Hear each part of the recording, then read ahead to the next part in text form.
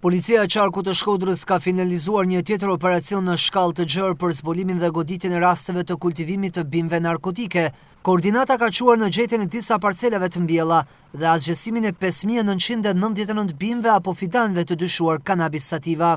Aksioni është kryer nga toka dhe ajri me drone e patrulla këmbësore. Të proceduar penalisht për shpërdorim detyre dhe mos kallëzim krimi janë 2 rojet mjedisit dhe 5 kryetarë të fshatrave ku ishin kultivuar bimët dhe fidanët narkotik. Gjithashtu u shpallën në kërkim një shtetas i dyshuar për kultivim të 2127 bimëve narkotike të gjetura disa javë më parë në fshatin Vigmnel. Rastet konkrete të goditura nga policia vendore janë në njësitë administrative të Pultit, Shalës dhe Shoshit të Dugaxhinit, ku shërbimet e policisë gjetën të kultivuara dhe asgjësuan 688 bimë. Për këtë rast u proceduan në gjendje të lirë 2 rojet mjedisore për shpërdorim detyre dhe mos kallëzim krimi.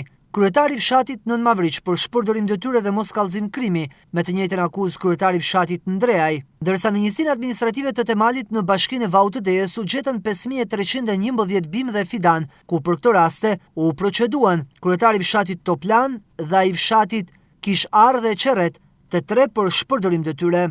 I shpallur në kërkim është shtetasi DF 32 vjeç, pasi ndaj tij është saktuar masa sigurisë arrest me burg në datën 12/6/2025 për kultivim të bimëve narkotike, pasi nga hetimet e kryera, policia e akuzon si autor të dyshuar të mbi 2000 bimëve të llojit kanabis sativa.